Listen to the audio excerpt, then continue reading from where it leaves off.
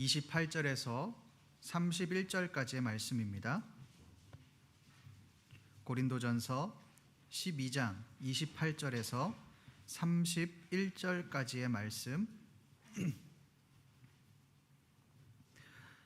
저와 여러분들이 한 절씩 교독하시겠습니다. 하나님이 교회 중에 몇을 세우셨으니 첫째는 사도요, 둘째는 선지자요, 셋째는 교사요, 그 다음은 능력을 행하는 자요, 그 다음은 병 고치는 은사와 서로 돕는 것과 다스리는 것과 각종 방언을 말하는 것이라.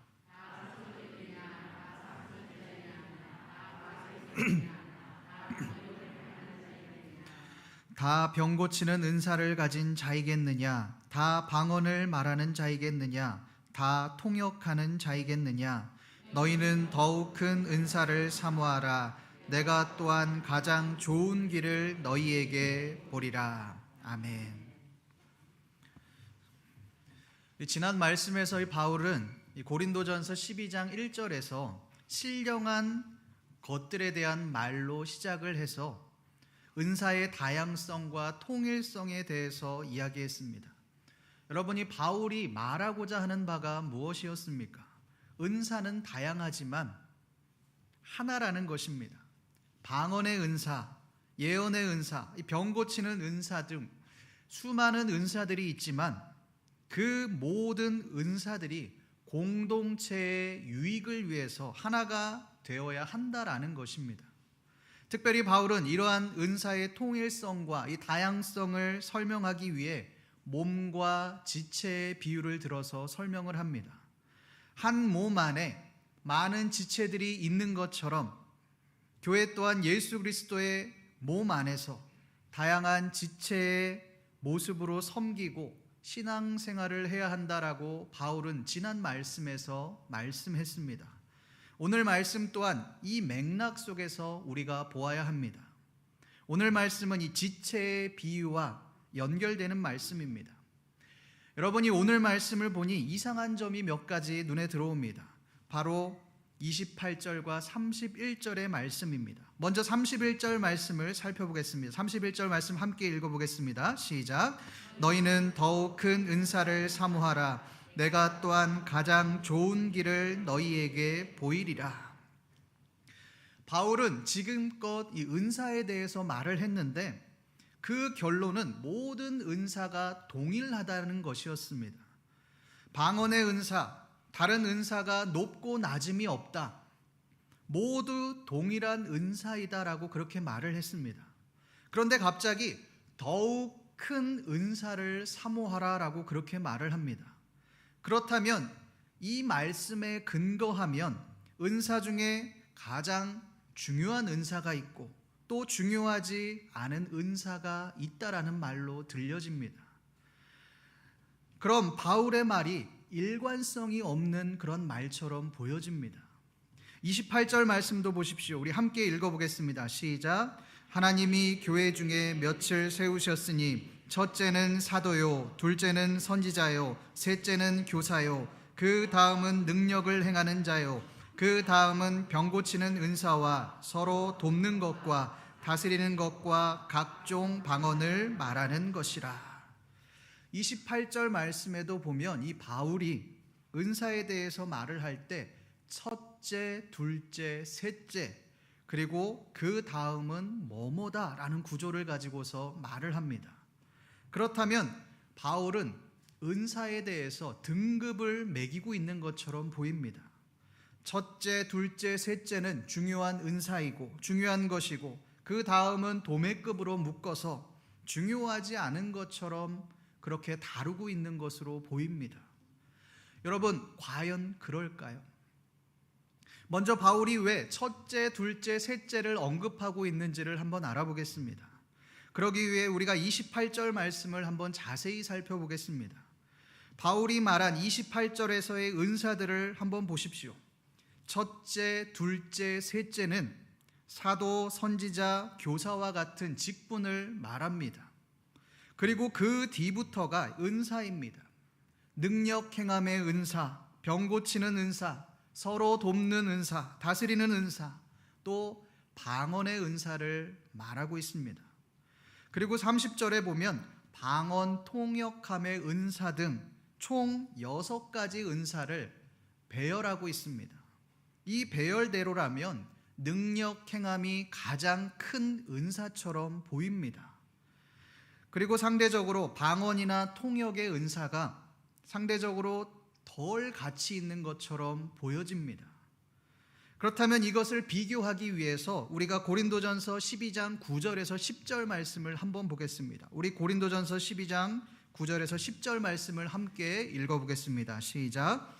다른 사람에게는 같은 성령으로 믿음을, 어떤 사람에게는 한 성령으로 병 고치는 은사를, 어떤 사람에게는 능력 행함을, 어떤 사람에게는 예언함을, 어떤 사람에게는 영들 분별함을, 다른 사람에게는 각종 방언 말함을, 어떤 사람에게는 방언들 통역함을 주시나니. 고린도전서 12장 9절에서 10절까지의 말씀도 마찬가지로 은사들을 나열하고 있습니다. 그런데 다른 점이 있습니다. 능력 행함의 은사가 앞에 오지 않습니다. 믿음의 은사가 가장 앞으로 왔습니다. 능력 행함의 은사는 세 번째로 빠집니다.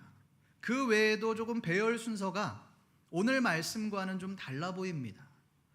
그러나 이 두 구절이 동일하게 배치하고 있는 것이 있습니다. 그것은 마지막에 말하고 있는 은사들입니다. 방언에 관한 은사를 말할 때는 이 9절부터 10절까지와 또 28절 모두 동일하게 가장 마지막에 방언의 은사들을 배치한 것을 우리가 볼 수 있습니다. 여러분, 바울이 왜 이렇게 했을까요? 이것은 의도적으로 바울이 방언이 중요하지 않다라는 것을 말하고 있는 것입니다. 왜 바울이 이렇게 할까요? 방언의 은사가 다른 은사들보다 중요하지 않아서가 아닙니다. 고린도 교인들이 방언을 가장 중요한 은사로 여겼기 때문에 가장 뒤로 뺀 것입니다. 고린도 교인들은 이 방언의 은사를 받지 않으면 믿음이 약한 성도라고 그렇게 생각했습니다. 이것으로 인해서 교회가 시끄러워지고 교회 안에 문제가 생기고 분란이 일어났습니다. 그러니 바울은 의도적으로 이 방언을 가장 마지막으로 배치하여 너희들이 최고의 은사로 여기는 그 방언이 중요한 은사가 아니다, 이것을 의도적으로 말하고 있는 것입니다. 그렇다면 두 번째로 바울은 왜 은사 앞에 사도, 선지자, 교사를 말하고 있는 것일까요? 사도와 선지자, 교사를 한번 자세히 보십시오. 우리가 자세히 보면 다른 직분들 같지만 곰곰이 생각해 보면 같은 직분들입니다.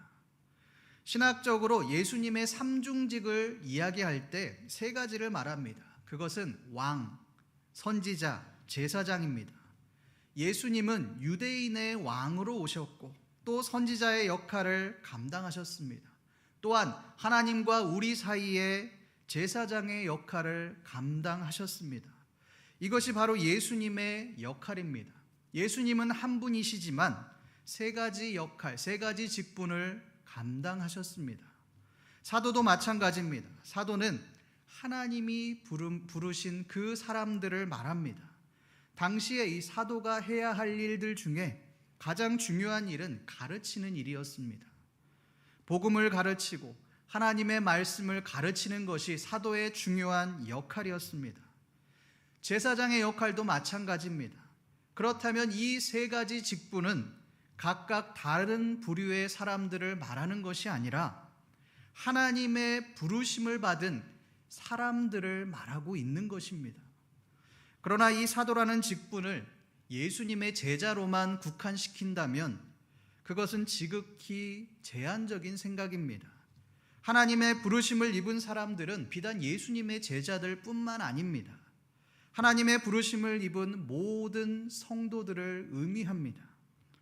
여러분이 만인 제사장론이라는 것이 있습니다. 이것은 목회자만 하나님의 부르심을 받았다라는 말이 아니라는 겁니다. 목회자만 하나님께서 부르신 제사장이 아니라는 겁니다. 모든 성도들이 하나님의 거룩한 제사장이다라고 주장하는 것이 바로 만인 제사장론입니다. 그렇다면 바울은 지금 비단 사도와 선지자들, 이 교사들에게만 이 말을 하고 있는 것이 아닙니다. 하나님을 믿는 모든 고린도 교인들을 향하여 이렇게 말하고 있는 것입니다. 바울이 왜 이렇게 말을 합니까? 그들이 맡겨진 사명들을 잘 감당하지 못했기 때문에 그렇습니다. 사도로 부르심을 받은 사람들은 부르심을 받은 대로 사명을 감당해야 하고 또 거룩해야 할 책임이 있는데 그렇게 하지 않은 겁니다. 하나님의 이름을 높이고 하나님 앞에 영광을 돌려야 하는데 자신의 영광을 나타내고 자신의 이름을 나타낸 것입니다. 고린도 교회 파당의 이름들을 한번 살펴보십시오. 바울파, 아볼로파, 게바파, 다 사람의 이름을 따라서 만든 파들입니다. 이것은 파당이 만들어진 목적 자체가 하나님을 위해서 만든 것이 아니라 사람을 위해서 만든 것임을 우리가 볼 수 있습니다. 특정한 사람들을 높이기 위해서 그 이름을 파에 집어넣은 것을 우리가 볼 수 있습니다. 물론 바울도 아볼로도 베드로도 이것을 원하지 않았겠죠. 이것이 마음에 들지 않았을 겁니다. 그러나 고린도 교인들의 대부분의 사람들이 이러한 생각을 가지고 있었다라고 하는 것입니다. 왜 사람들이 이러한 생각을 가지고 있었겠습니까? 이 위대한 사람들의 바운더리 안에 속해 있으면 내가 그런 사람이 된 것 같아 보이기 때문에 그렇습니다. 이 위대한 사람처럼 내가 된 것 같고 어깨가 으쓱해지고 사람들 앞에 자랑할 수 있기 때문에 그렇습니다. 나는 능력이 있다. 하나님이 선택한 사람이다. 이것을 가장 잘 보여줄 수 있는 은사가 무엇입니까? 방언의 은사입니다. 그러니 방언이 유행을 할 수밖에 없는 것입니다. 성도 여러분, 우리는 어떻습니까? 우리 또한 교회에 오고 봉사를 하지만 그 봉사를 하는 목적이, 섬기는 목적이 어디에 있습니까? 사람에게 인정받기 위해 섬기고 계시지는 않으십니까? 내가 하는 봉사를 사람들이 좀 알아줬으면 좋겠다, 이런 마음을 가지고 계시지는 않으십니까? 그렇다면 우리는 하나님 앞에 하나님께 영광을 돌리는 신앙생활이 아니라 나에게 영광을 돌리는 신앙생활을 하고 있는 것입니다. 성도 여러분, 그리스도인은 나를 나타내는 사람이 아닙니다. 내 안에서 역사하시는 그리스도, 하나님을 나타내는 사람이 바로 그리스도인, 크리스천입니다. 성도 여러분, 하나님만 나타내셨으면 좋겠습니다. 오직 내 안에, 우리 안에 계신 예수 그리스도만 증거하셨으면 좋겠습니다. 그러함으로 오직 하나님 앞에 영광을 돌리시는 저와 여러분들 되시기를 간절히 소망합니다. 이제 첫째, 둘째, 셋째의 의문이 풀렸습니다. 이제 남은 건 더 큰 은사에 관한 그러한 의문입니다. 그렇다면 여러분이 바울이 말하는 더 큰 은사라는 것은 과연 무엇이겠습니까? 우리 다 같이 31절 말씀을 한 번 더 읽어보겠습니다. 시작. 너희는 더욱 큰 은사를 사모하라. 내가 또한 가장 좋은 길을 너희에게 보이리라. 바울은 이미 고린도전서 12장 7절 말씀에서 은사의 목적이 공동체의 유익에 있다라고 그렇게 말씀했습니다. 은사는 공동체를 위해 존재한다라고 하는 것입니다. 그리고 31절 말씀에서 더 큰 은사에 대해서 말을 합니다. 그렇다면 이 바울이 말하는 더 큰 은사라는 것은 공동체에 유익을 주는 근본적인 목적이라고 할 수 있습니다. 예를 한번 들어보겠습니다. 고린도전서 14장 3절 말씀을 함께 읽어보겠습니다. 고린도전서 14장 3절 말씀입니다. 시작. 그러나 예언하는 자는 말하며 덕을 세우며 권면하며 위로하는 것이요. 예언의 은사를 주신 목적은 덕을 세우며 권면하며 위로하기 위함입니다. 그런데 예언이 만약 덕을 세우지 못한다면, 사람들을 위로하지 못하고 예언으로 인하여서 사람들에게 정죄하고 좌절하게 만든다면 그것은 예언이 목적대로 사용되지 못한 것입니다. 예언의 은사가 하나님이 주신 목적대로 사용되지 못한 겁니다. 그냥 무당집에 가서 점을 보는 것과 별반 다르지 않은 겁니다. 이러한 관점으로 더 큰 은사라고 하는 것은 단순한 은사가 아니라 은사를 주신 하나님의 목적대로 사용되는 것이라고 할 수 있습니다. 우리에게서 한번 예를 들어 보겠습니다. 제가 이 강단에 서 있지만 목사가 만약 하나님의 말씀을 자신이 영광받기 위해서 그렇게 하나님의 말씀을 전한다면 그 사람은 말씀의 은사의 목적을 왜곡하고 있는 것입니다. 장로가 당회로부터 위임받은 그 권위를 가지고 그 권위를 자기를 위해서 사용한다면 그것은 직분의 목적을 왜곡하는 것입니다. 이것은 비단 리더들에게만, 지도자들에게만 해당되는 것이 아닙니다. 하나님을 믿는 성도가 신앙생활하는 그 목적이, 이유가 하나님에 있지 않고 나에게 있다면 그것 또한 하나님께서 부르신 그 부르심의 목적을 왜곡하고 있는 것입니다. 성도 여러분, 우리는 하나님이 주신 그 은사와 직분을 본래의 목적대로 잘 사용하고 계십니까? 아니면 하나님의 이름을, 하나님께서 주신 그 권위를 가지고, 그 직분을 가지고, 은사를 가지고 하나님이 아니라 나를 위해서 사용하고 계십니까? 우리가 하나님이 주시는 그 은사를 가지고 공동체에 유익을 주고 또 공동체를 살리고 있다면 우리는 은사를 본래의 목적대로 잘 사용하고 있는 것입니다. 그러나 우리가 은사를 가지고 공동체를 쥐고 흔들고 공동체에 나의 영향력을 확장시키고 있다면 그 사람은 본래의 은사의 목적을 왜곡시키고 있는 것입니다. 이것은 우리가 속한 공동체를 생각해 보면 이해가 쉽습니다. 어떤 사람이 공동체에 들어가기만 하면 이 사람은 공동체가 살아나는 그런 사람들이 있습니다. 그 사람이 속한 공동체가 화목해지고 분위기가 좋아집니다. 행복해집니다. 이것이 은사를 목적대로 잘 사용하는 사람이라고 할 수 있습니다. 그런데 어떤 사람은 공동체에만 들어가면 문제를 일으킵니다. 공동체의 분위기가 흐트러집니다. 문제가 생깁니다. 그렇다면 이 사람은 아무리 많은 은사를 받았고 또 교회 안에서 엄청나게 쓰임을 받는다 할지라도 그 은사를 제대로 사용하고 있지 못한 겁니다. 성도 여러분, 우리가 이런 사람이 되지 않으셨으면 좋겠습니다. 우리가 가는 곳마다 공동체가 살아나고 그 공동체가 행복해지기를 간절히 소망합니다. 그것이 어떻게 가능합니까? 내가 아니라, 나를 위함이 아니라 공동체를 생각할 때, 공동체를 위해서 헌신할 때 그것이 가능합니다. 내가 받은 은사들을 공동체를 위해서 사용할 때 그것이 가능해지는 것입니다.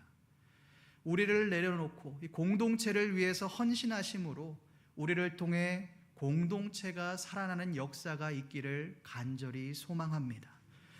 이제 우리는 이 더욱 큰 은사가 공동체에 유익을 주는 목적이라는 것을 알게 되었습니다.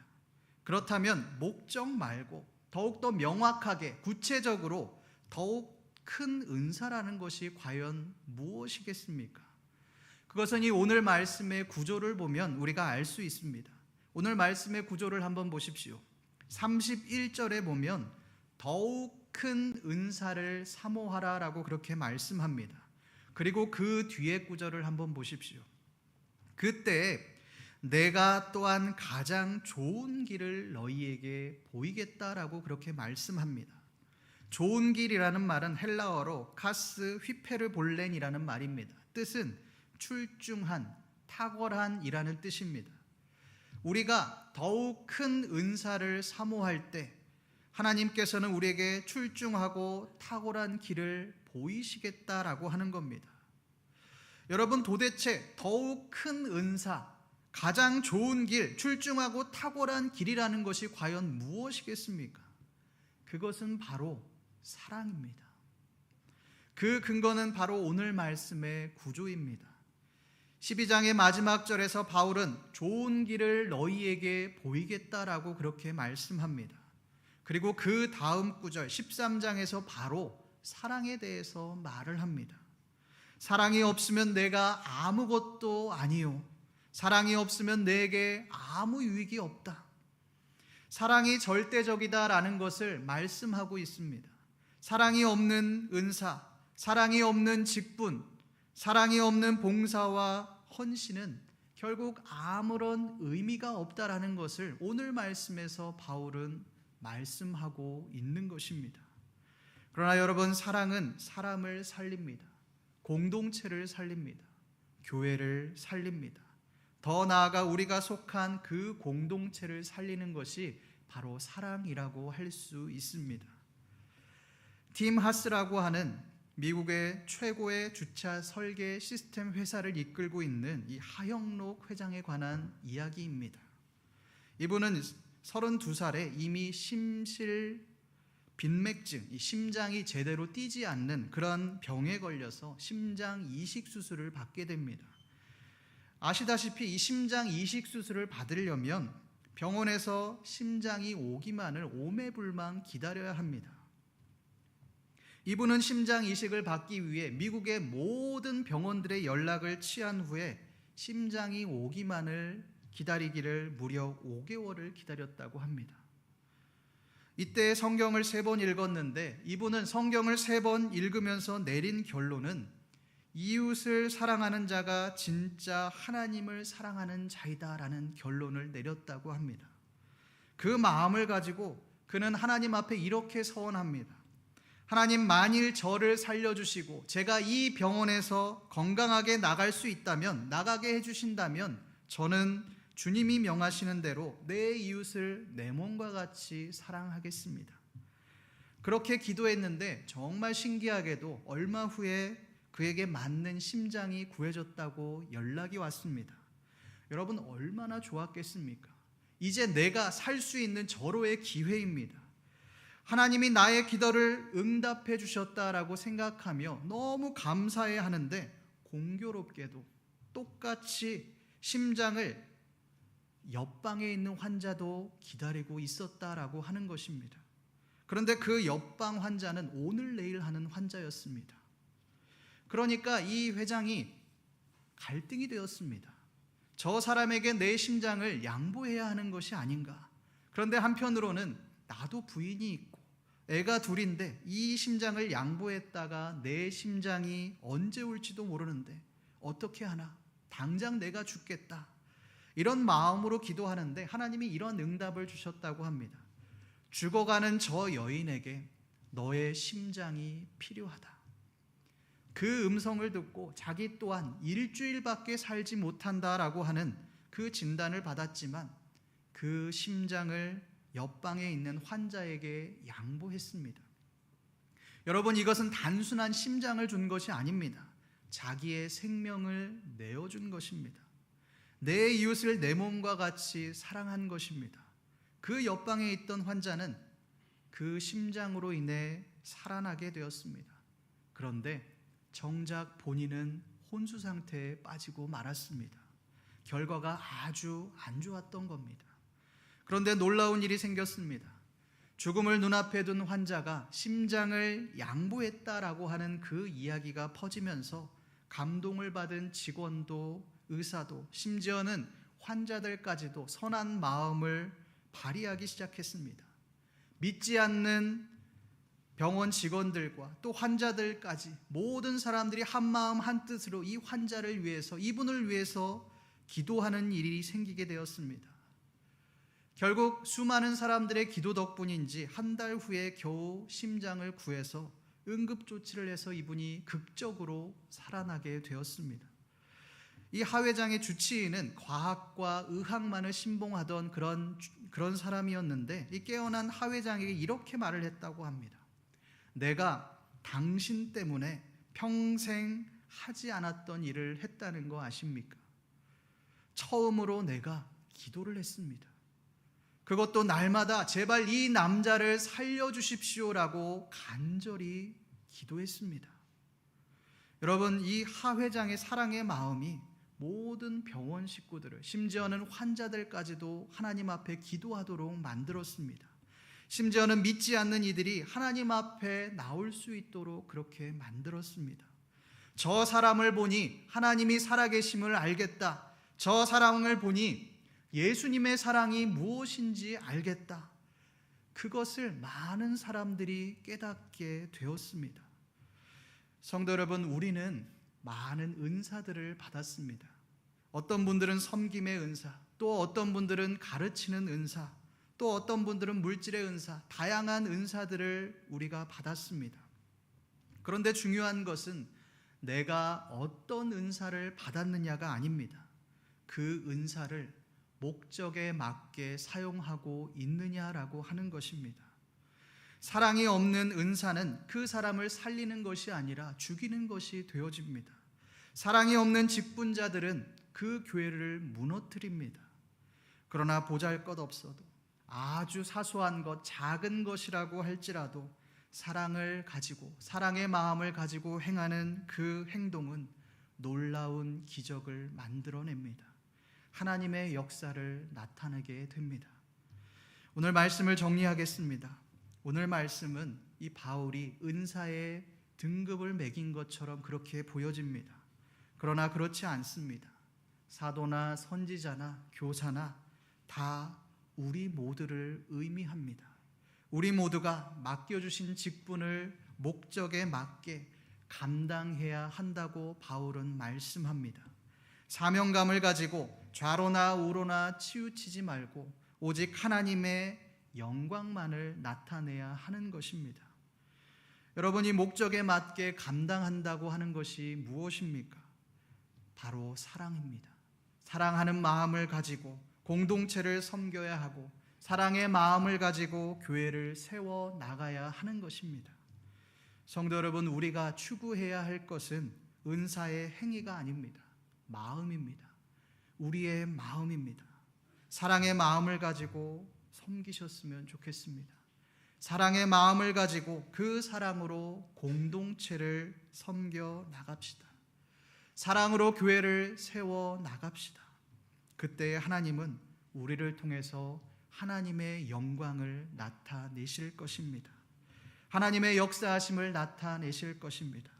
오늘 말씀에서 이 바울이 더욱 큰 은사를 사모하라라고 말씀한 것처럼 예수님의 사랑으로 사랑하며 우리 안에 계신 하나님의 영광을 많은 사람들에게 나타내시는 신림교회 모든 성도님들 되시기를 간절히 소망합니다. 기도하겠습니다.